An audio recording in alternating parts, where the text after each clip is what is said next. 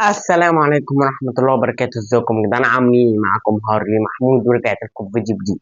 بس قبل ما نشرح فكرة الفيديو بتاعت النهارده، اهم حاجة متنسوش تعملوا لايك وشير السبسكرايب وفعل زر الجرس عشان كل ما انزل فيديو يوصلك. صلي على النبي تحت في الكومنتات. طب يا جماعة، فكرة الفيديو بتاعت النهارده هو تحدي الأسئلة مع شات جي بي تي. المفروض يا جماعة إن أنا هسأل شات جي بي تي شوية أسئلة وهي المفروض تجاوب عليها بنعم أو لا، أو في سؤال مش هينفع تجاوب عليها هتقول مش هعرف. تمام. بس قبل ما نبتدي الفيديو بتاع النهارده، اهم حاجه ما تنسوش تخشوا جروب الواتساب، هتلاقي اللينك تحت في الديسكربشن عشان بنزل هناك حاجات جامده.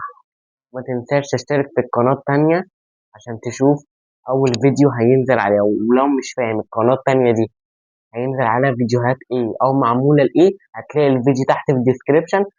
اتفرج عليه وانت هتفهم كل حاجه. فيديو اسمه الكلام مع جيش هاردي هسيبهولك تحت في الديسكربشن، لازم تتفرج عليه لان الفيديو ده مهم جدا. والقناة هتلاقيها ظهرت هنا أو هنا. اعمل سبسكرايب واستنى. دلوقتي أنا هسألك شوية أسئلة وأنت المفروض تجاوب بيها بنعم أو لا بس.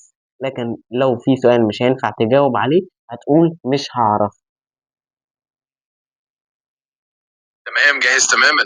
اسأل اللي تحب وانا هجاوب بنعم او لا، ولو في سؤال مش هينفع اجاوب عليه هقول مش هعرف. يلا نبدأ.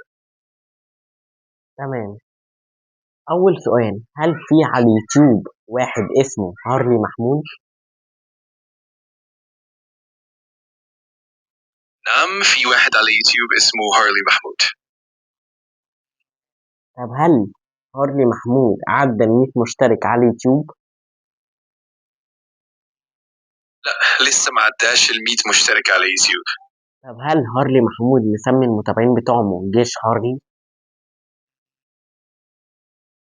نعم.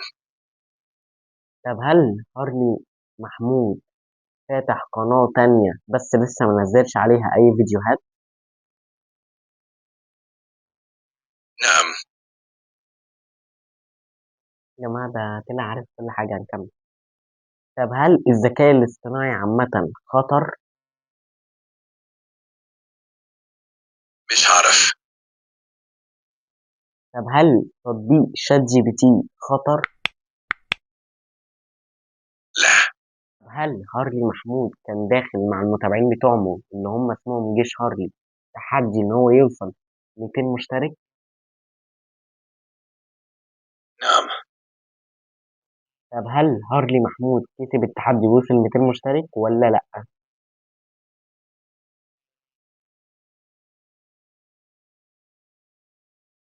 لا.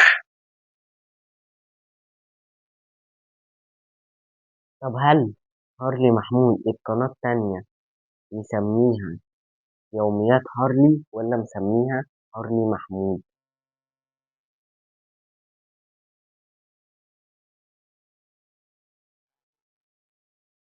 سميها يوميات هارلي. هو اصلا يا جماعه المفروض ان انا اساله سؤال وهو جاب بنعم او لا، بس مش عارف ليه سالته كده اصلا. عادي عادي نعدي السؤال ده. طب هل شات جي بي تي اي معلومه اي انسان بيسالها لها هي بتخزنها عندها؟ مش هعرف. طب هل شات جي بي تي عنده معلومات كثير واخدها من الناس؟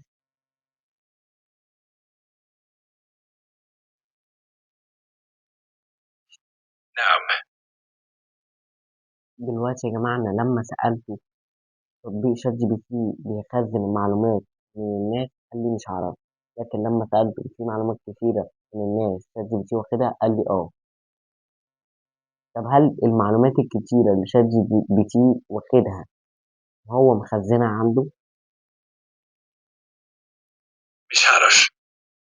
برضه يا جماعة عمال أحاول السؤال يعني لحاجة تانية أو أسأله بطريقة تانية برضه الناس بيجاوب نفس الإجابة ومش هعرف. طب هل اللي بيكلمك دلوقتي هو اليوتيوبر هارلي محمود ولا شخص تاني؟